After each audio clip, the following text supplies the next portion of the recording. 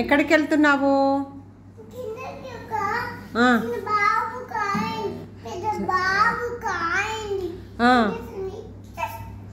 Injection ఇచ్చి వస్తావా?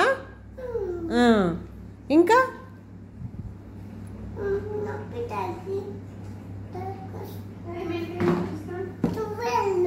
12 అయిందా?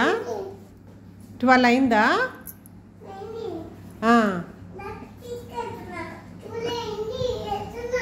ఎక్కడికి వెళ్తున్నావు? ఏం చేస్తావు?